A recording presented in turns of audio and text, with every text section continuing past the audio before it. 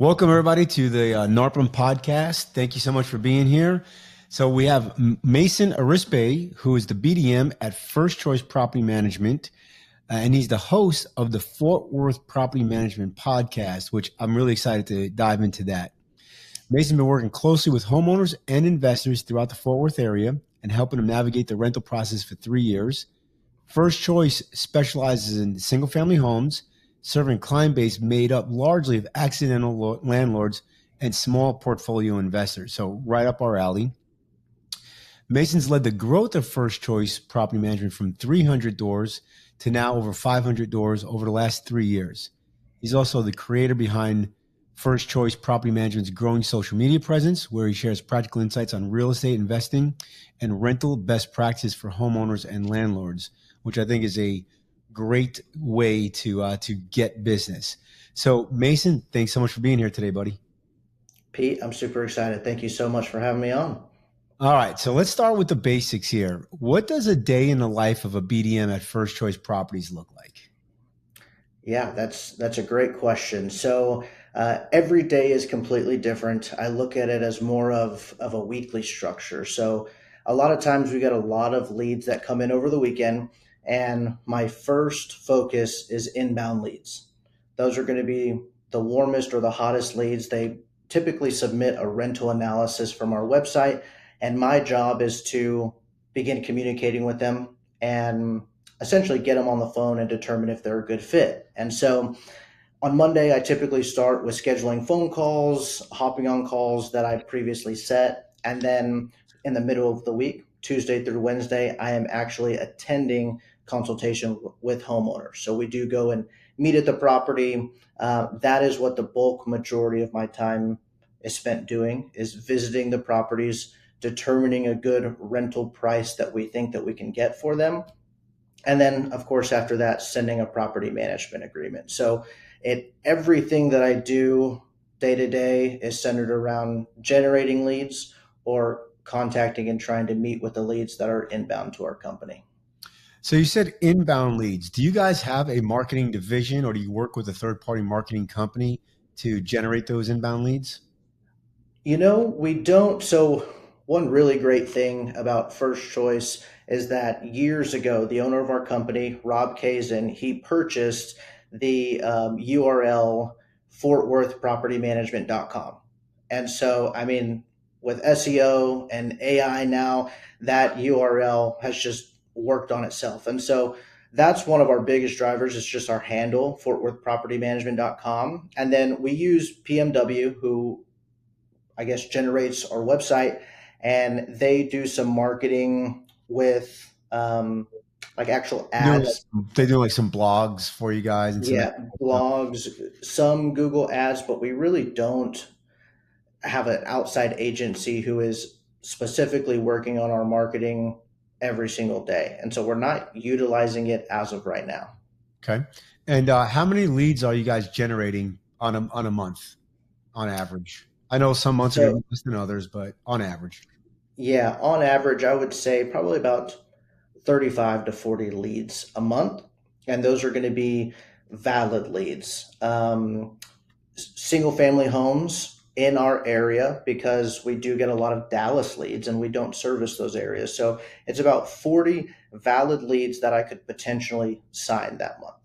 Got it. Yeah. So I used to call them opportunities, or a lot of people call them MQLs versus SQLs. So you're talking about SQL, sales qualified leads. Exactly. So you're getting 40 opportunities then, which is a lot. I could tell you when we were doing it back in our Empire days, we were getting about 130 leads a month, and about 50% of those we called opportunities, but you would call them SQLs. Okay. Yes, that would be our 40 number. We get like 150, but they are not, I say they're invalid.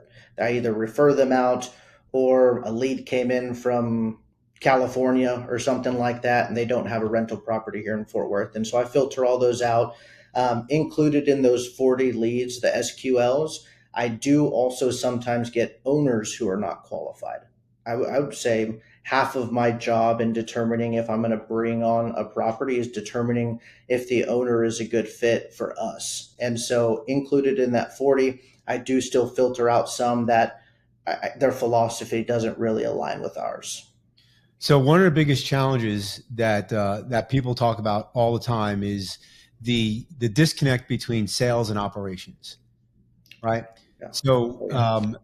you know, bringing in the wrong property or bringing in the wrong owner. So talk a little bit about how you guys decided what is a good owner. How do you determine? And I know I'm sure some pucks get past the goalie and there's some bad owners or whatever, but how are you pre-screening? What's some questions that you're looking for? Or what are you looking for in some answers that people are giving you when you're interviewing them to determine if you're going to manage their property? Sure. So we call it discovery calls. We hop on a call and I really just talk through every owner's current situation. The first line I use whenever I get on a call is catch me up. Tell me what you got going on. And that's an open-ended question. They could tell me literally anything. Majority of the time, they end up telling me about their current situation. And so, right out the gate, I determine if they're a traditional investor whose tenant is now leaving and they need to re-rent it, or if they're an accidental landlord and they're just living in the house and maybe they're being relocated out of state. And so, right off the bat, I determine what kind of owner they are through that question. And then the rest is a little bit more fluid. Down to it does come down to their goals with the property. And so if they're just looking to get it 6 months into the next summer market, that's not us. If they're trying to if they're not trying to take care of the property over the long term, they won't jive with us. And so a lot of times we do look into the individual goals of the homeowner and make sure that they can be changed slightly to investor minded so that they're not going to be a constant headache once they're kind of in our system. And like you said, it's not foolproof. I'm not batting 100% or anything like that. So it is something that's fluid that we're constantly working to decide if this owner is a good fit for What are us. some red flags that you've seen in the past though? That's like, nah, this probably is not a right owner for us. Owners who expect our business to shape exactly what they need. Got it. We So are the you guys have professionals. a process and they want to do their own process potentially. That's correct. Our company has been around for over 30 years. And when they come in here, we have a set process for how we're going to list, what's going to happen after, how it goes with maintenance. And whenever they try and adjust it to their or tailor it to their needs, that's a pretty big red flag right off the bat. And it's one thing if they ask if it's possible, and I can say no, I can handle the objection and let them know why we do a certain thing that we do.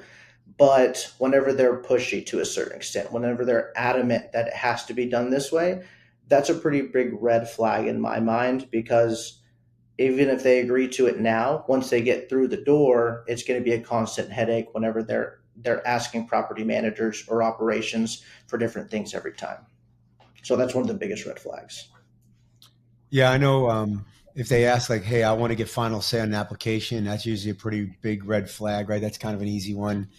Um, Yes. and then, of course, do you actually get into financials? Like, do you find out if they have money that they can bring the house up to rent ready standards or anything like that? Or and I know talking about money on the first date's kind of taboo, but so how do you determine if they have the cash that they'll because sometimes it may be like, hey man, you don't have the cash, you should probably sell this thing. Yeah, that's one of the hardest ones. I'll be completely honest. On the first discovery call, I talk mortgages.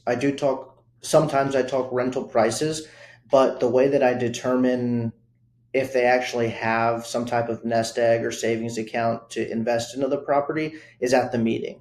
The beginning of my meeting at their house is very heavy on make ready repairs. 99% of the time, they need paint, they have to clean the carpets. And so I actually bring a sheet with me that outlines the average cost to even get a rental property up and running. It's somewhere around $1,000 to $1,200, and that's really just touch ups, cleanings, and carpets, like carpet That's cleanings. bare minimum. Yeah. Yeah, bare minimum. And so if they balk at that price and they're, well, why do we have to clean it? Well, why do we have to clean the carpets? That starts to tell me that they don't have it.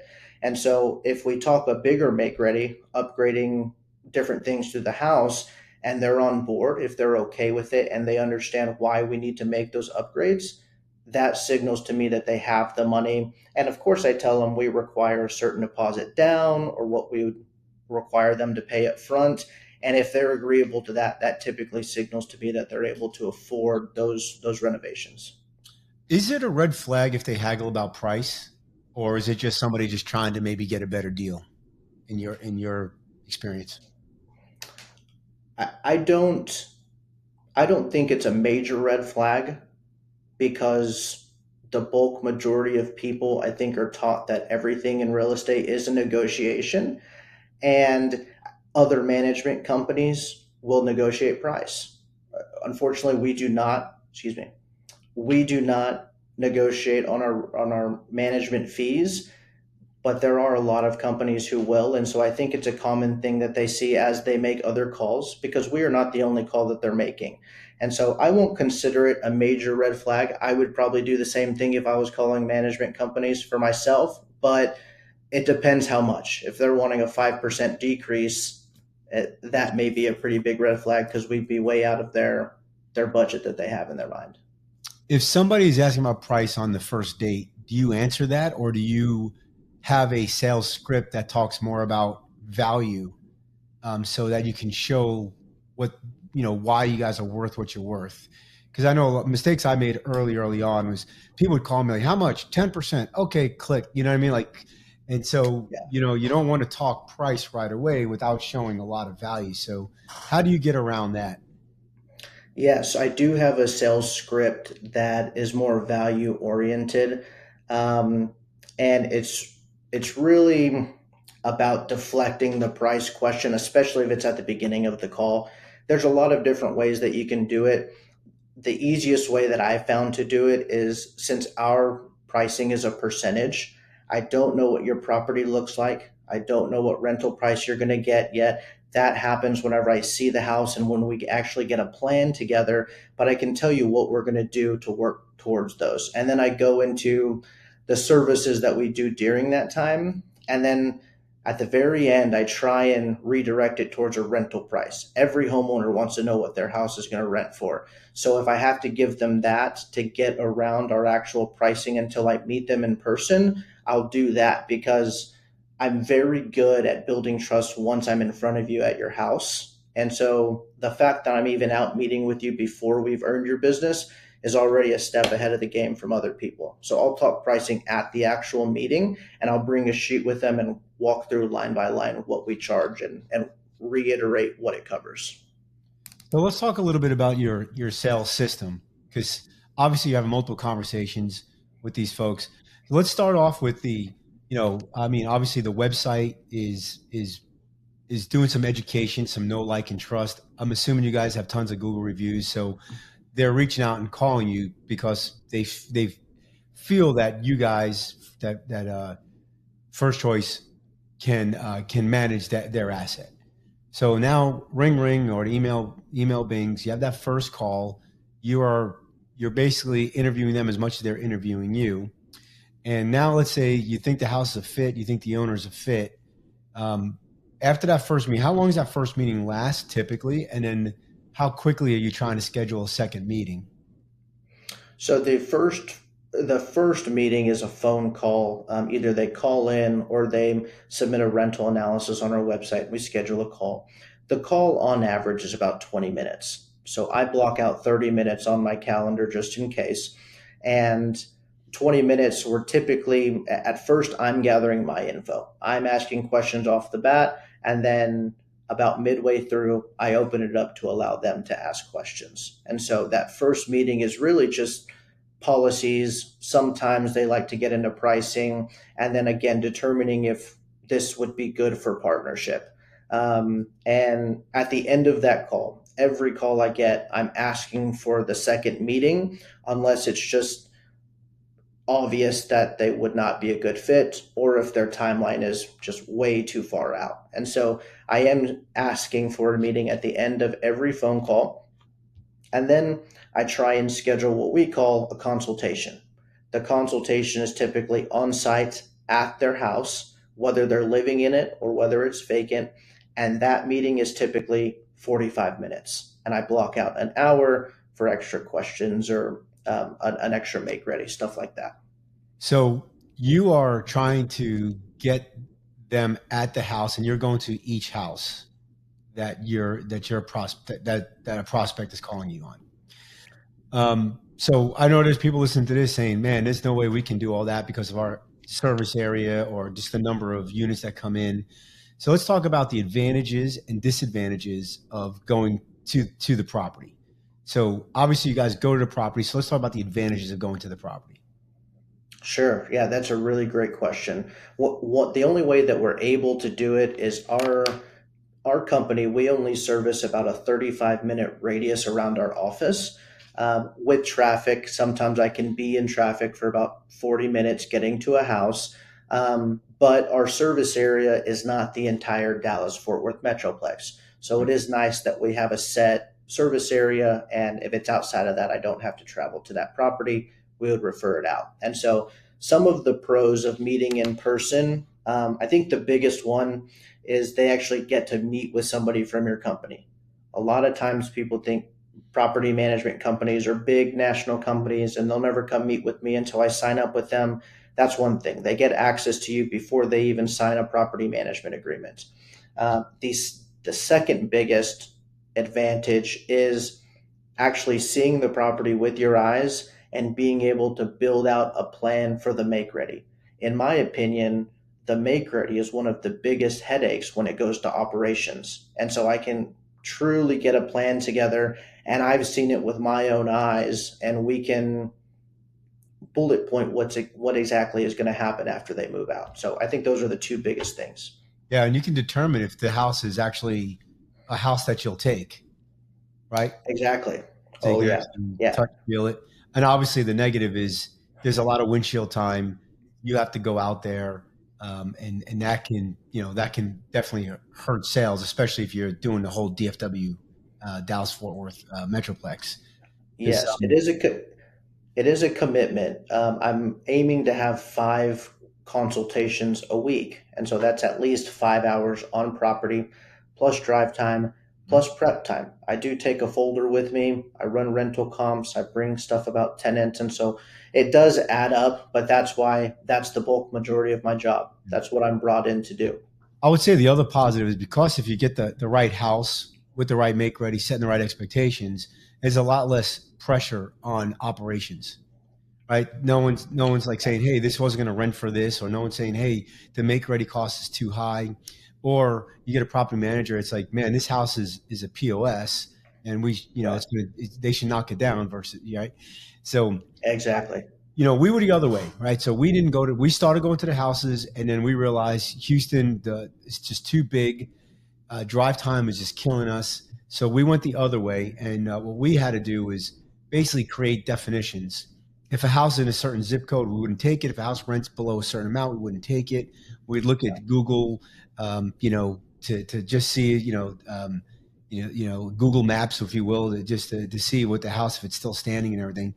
Yeah. And it worked a good percentage of the time, but there was that 10 to 15% of the time where we took a house on that we shouldn't have taken, right? And then that always causes a challenge, not just for the operations team, but for the client as well.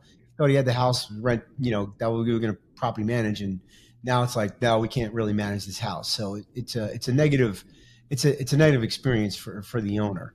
But if you're in a high growth and you have a huge area, it's going to be really hard to get to those houses. Yeah. All How did y'all handle the condition of the properties? Because even when I'm meeting at these homes, I know I can't see behind the bed frame that's been there for 3 years or the sofa. So did y'all ask homeowners to send you pictures, or how did that work?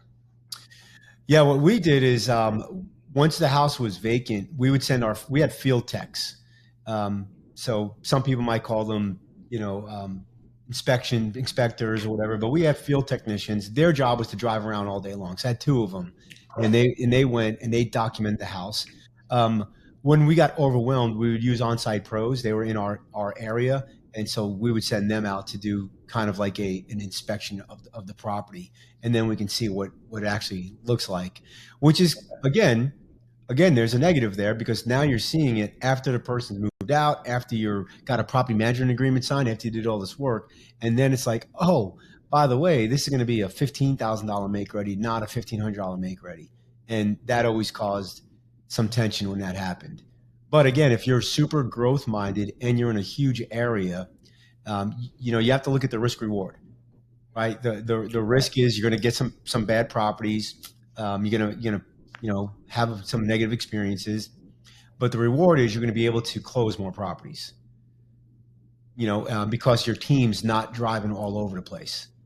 And Right. we found our numbers didn't change much, other than that 10% of we got a bad one here, but our close rate was actually didn't go down at all. By not going to the house, Really? our close rate stayed the same, if not even a little bit higher. Wow. Okay, that's So awesome. yeah, so that's really interesting. I think if you go to the property, your close rate in most cases will increase, I would think. So another positive going to the house. All right, so you have the first meeting, which is discovery call, and basically just asking questions. You said that you did a lot of prep work before the second meeting, so let's talk a little bit about that. So you get a CMA, I'm guessing, right? A comparable market analysis for rental. Is there anything else that you would send them to look at? Like, we used to send a video before you even talk about the property management agreement to watch this 15-minute video, and you'd be surprised how many people actually watch that video. Our salespeople would not, if they say, "Hey, you haven't watched the video," like, "No, I haven't watched it." Great, watch it and call me back in 15 minutes. We have an hour scheduled, so go ahead and watch it. And what we found was the number of questions that they had after they watched the video was almost nil, because the video basically answered all the questions. So it's another way to streamline our sales process, right? But when you do that, you do lose a little bit of that relationship building that it seems like that you're really into, which I think is working for First Choice and for you personally. So, all right, so discovery call, you do the CMA. Anything else that you're sending them ahead of time or that you're doing ahead of time before you get to before you meet them at the property? Yeah, that's actually a really great idea. So, what I'm sending them right after we get off the phone call, I typically will type up a quick recap, especially if they ask for it. But I like to do that if we set the appointment. I don't like to just send an email blindly and then hope they respond back. I do send a calendar invitation to every homeowner's email and ask them to accept it so that it's on their calendar as And well. you're doing that while you're on the call, right? That's correct. So Yes. if you didn't catch that, if you're listening to this, you didn't catch that. One of the big mistakes that people make, especially new people, is that they have a meeting, and they don't schedule the next meeting while you're on that first meeting. And now you're chasing people to come to that meeting. Once they schedule the meeting, the show rate goes up dramatically on that meeting. So that's a huge gold nugget there, Mason, that you're giving people. Yes, yeah, exactly. And even when you set those appointments, they don't always go through. So if you genuinely ask, can you accept that? Or did you see that come through? It increases that a lot more. In addition to that, I have an automation in our CRM that I type in the date and time that we meet, and they automatically receive a few reminders before our meeting. And so I'm eliminating the opportunity that I could go to the house and them not be there. So I do ask them to confirm one more time before the meeting.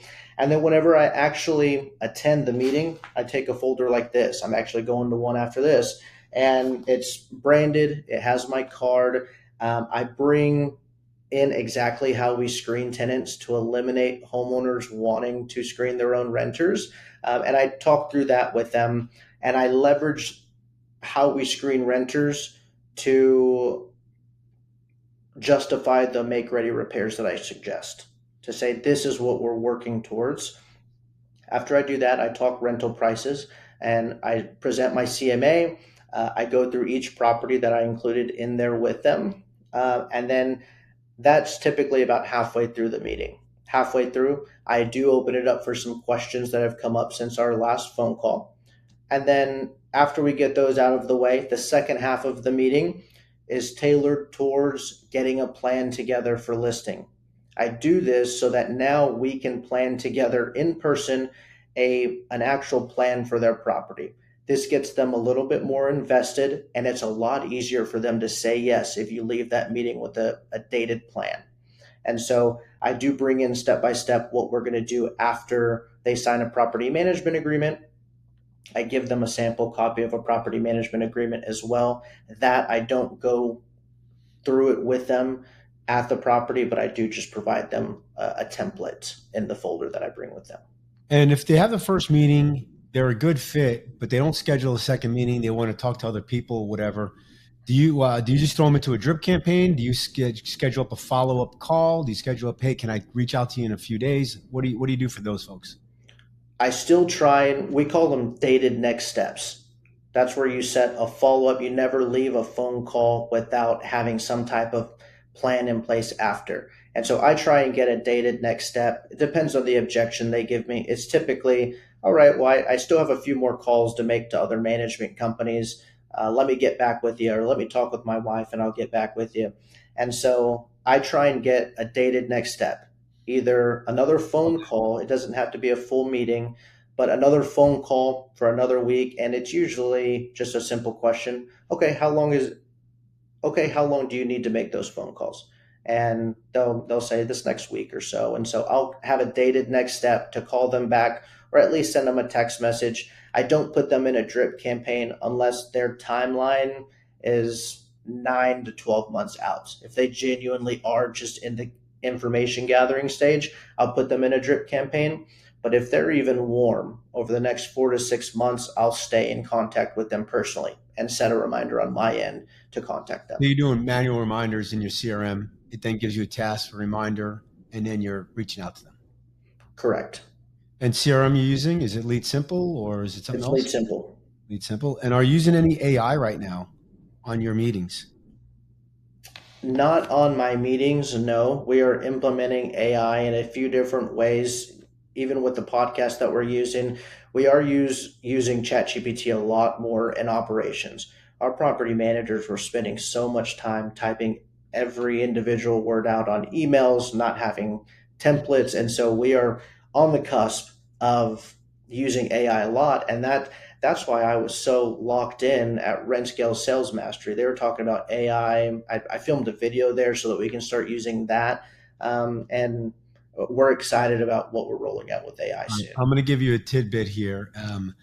At VPM, we built an incredible knowledge base. We use HubSpot as our CRM system. So, Okay. but my team does not answer any questions through writing an email. They go and they find the knowledge base article that answers the question. And if we do not have a knowledge base article that answers that, if we do not have a knowledge base article that answers that question, we create one. And then we send the knowledge base article. This way, everybody is given the same answer. It's not, it has nothing to do with that person, right? So you're showing them, here's our kind of our process, our policy. So it's kind of like a higher authority versus like, well, I talked to Fred and Fred said X, Y, and Z.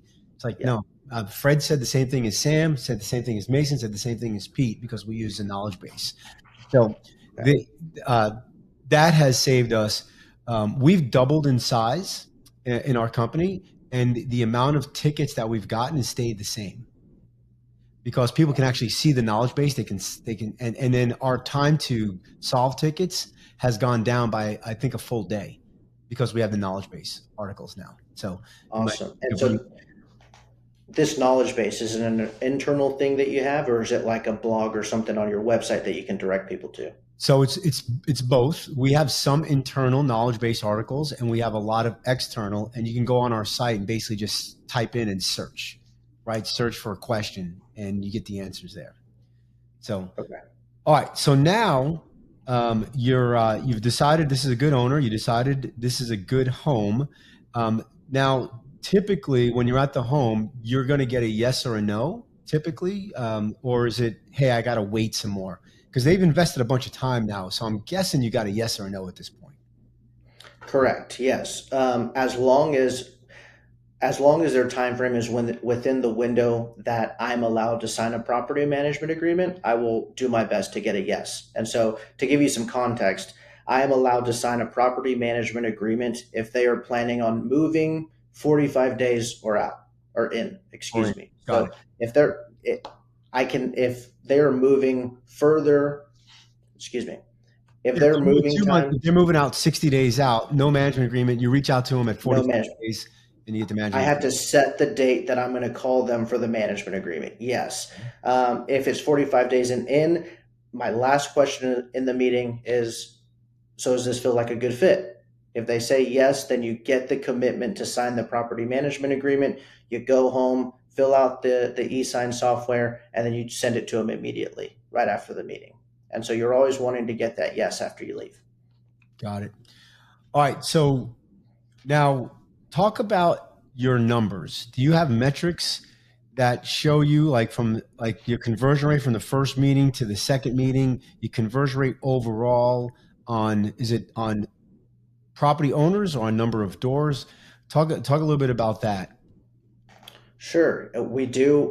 We have KPIs that I have to follow, different metrics that we look for, and we do it by owners. Majority of the time, it's one owner with one door since we do a lot of accidentals.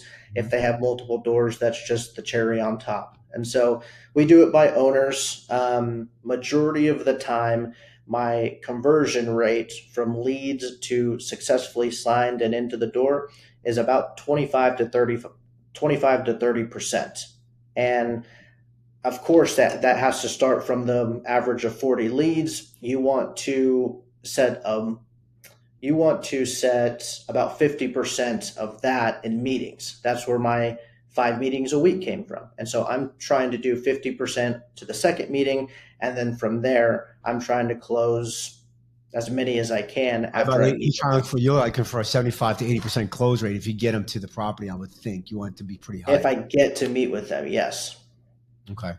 All right, because I think it's really important if you listen to this, not just have a conversion rate on the end result, because that doesn't like if the conversion rate on the end result is low, it doesn't tell you where in the sales process is there a breakage, right? Where are you breaking, right? Because if your conversion rate is 20% from first meeting to second meeting, then you know that first meeting there's things that you're saying or not saying that can increase that conversion rate, right? But You're if you don't know that, you don't know where the breakage is. You're exactly right. I went through a period about 2 years ago where we have this stage called discovery call complete. That's where I have the first meeting, but I don't set the appointment. All of my leads were getting bottlenecked in discovery call complete. And after we finally realized it, I realized that the fact that I was giving my pricing out on the very first phone call in the first 5 minutes of the call ultimately led them to check out. They got the information they wanted and they went on to the next one, even while they're on the call with me. And so I had a bunch of people bottlenecking there. Once you fix that objection, then it starts leading a little bit more in the pipeline. So we are always having to kind of mold with where these leads are getting caught up in our sales pipeline. Yeah, and then you tweak the message, you tweak the steps, maybe you add another step. You know, I Yeah. heard a long time ago like it takes like 7 steps before somebody closes, right? So it's not just 7 meetings. It could be a meeting, an email. It could be sending them a document. It could be a text message, another meeting, a phone call, whatever it is. But I heard it takes about 7 steps before somebody kind of says yes on that. You're exactly right. And the other half of that is they say yes to you. And so, as many times as I can plug Mason at First Choice Property Management into whatever I'm sending them, I will. Even in the calendar invitation, I put John and Mason property consultation. And so I am trying to put my name and my face in front of them in as many times as I can so that when they say yes, I'm their go to guy. I am the one that they're saying yes to. Yeah, well, it feels like your whole process is about building that relationship. Whereas if you look at like the bigger companies like Mind, who I used to work with, they wanted to be a faceless company almost, right? And so it's hard to do business with a faceless company. Like I love Google and I use Google because it's so easy, right? The process is so easy. But try to get somebody who works for Google on the phone or to say, hey, I know this person. I'm going to do business with this person because they work for Google. We're not Google. We're we're smaller businesses. And so building that relationship, I think, is incredibly important. Also, when you build a relationship, there's a little bit more forgiveness there when something does go not 100%.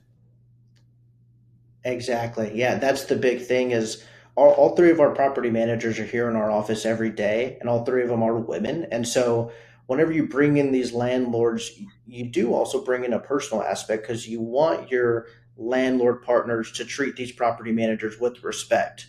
And that's a big thing for us. And so if you don't respect these property managers, then you're immediately not a good fit for us.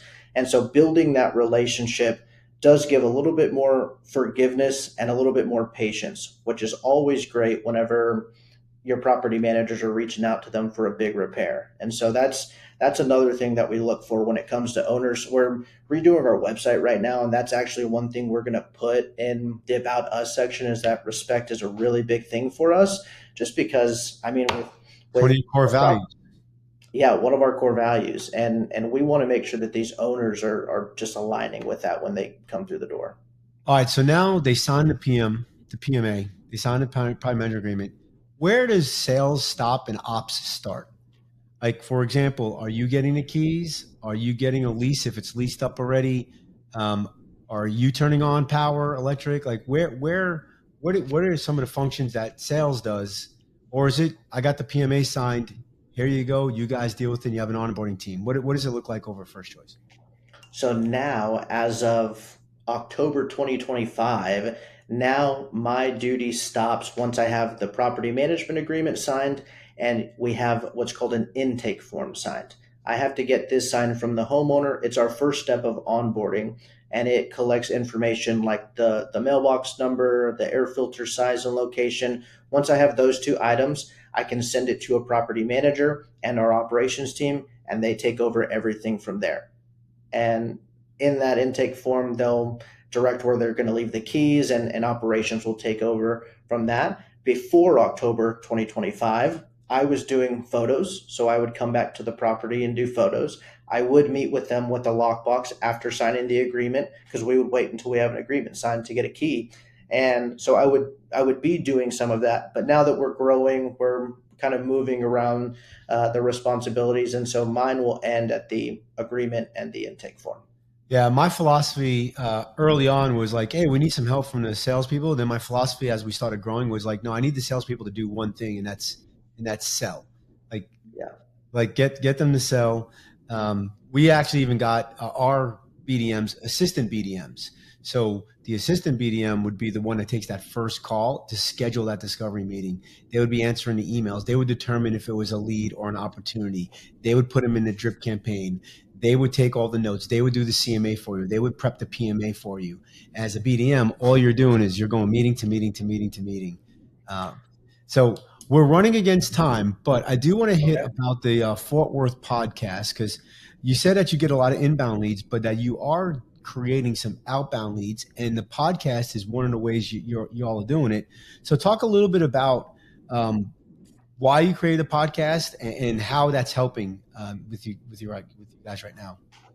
Sure. Yeah. So we started the podcast again back in October of 2025. So we are relatively new. Our first episode went great. We did a lot of marketing online, and the reason that we began it is because we looked online at information for landlords in Fort Worth, and this was one of the avenues that nobody else was doing. Everybody was posting to cover your faucet covers for the winter on Facebook. Everybody was doing that, but nobody was doing a podcast. And so our broker Rob said that we want to start one and we want to be the first here in Fort Worth to do it. And so we got everything together. We had a launch date in October, and it's been going well since. And then there are two main reasons that we felt that it would be great. The first is content. It's almost an endless loop of content that we can post on all of our social medias.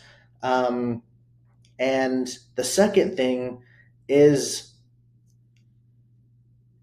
the fact that if you have in your email signature that you're a host of the Fort Worth Property Management Podcast, in that landlord's mind, you are now a pro instantly. You're I the expert. realized that, yeah, you're the expert immediately. And I realized this when I actually got a lead who was the host of a podcast for they were a host for a podcast for taxes. And I was like, oh man, this dude knows what he's talking about with taxes. And I sat back and I realized I don't know this guy. I don't know how long he's been in the game, but I immediately saw him as the expert. And the second I saw that, I was all in. I jumped in. We bought the cameras, the microphones, the headphones, and everything. And the second it launched, I added it to my email signature. So now every single person who gets an email from me knows I am a host of the Fort Worth Property Management Podcast. And regardless if it's great or awful, in their eyes, they still see me as the expert because I host it. Yeah, I know Mark Ainley is probably the most popular person in our industry, and he does the Chicago Investor podcast, I think it's called. And Yeah. I've had him on the pod, and he's getting tons of leads from that podcast. He's also getting a lot of vendors from the podcast as well. So I think every property management company should have a podcast that services their area. And so what you guys are doing is I 100% believe this. You're right about the content, and you're right about becoming the expert. And events, if anybody's looking to invest in Fort Worth, they're going to go to that. They're going to come across that podcast.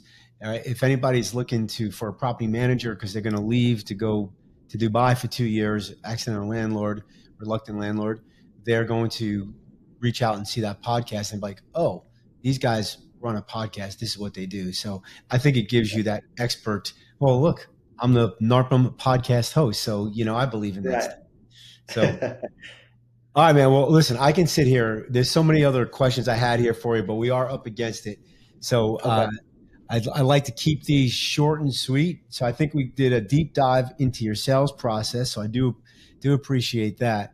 Mason, if anybody's listening to this and they want to pick your brain on your sales system or just on BDM stuff in general, how can they reach out to you? Yeah, so they can reach out to me a few different ways. The best way is fortworthpropertymanagement.com. That's our direct site. I'll have all of my information pretty easily on there. We do have a Facebook page and especially a LinkedIn page. You can find Mason Arispe on LinkedIn or First Choice Property Management on LinkedIn. And I am the one who responds to all of that. So I will get back with you pretty quickly. And if they want to listen to the podcast to see maybe, hey, get some ideas on what kind of content they can have, what's the podcast URL or how do Yeah, they podcast? it is called the Fort Worth Property Management Podcast. It is available on YouTube, Spotify, and Apple. And they can go to YouTube and type in Fort Worth Property Management Podcast. It'll be the top search there. Awesome. And if you are listening to this and you're like, I'm a BDM, I need an assistant, that should be a virtual team member, go to vpmsolutions.com, or you can email me directly at pete@vpmsolutions.com. And if you're listening to this and you're not a NARPM member, shame on you. Go to narpm.org, narpm.org, or give them a call at 800-782-3452. Mason, thanks so much for being here. Thank you so much for having me, Pete.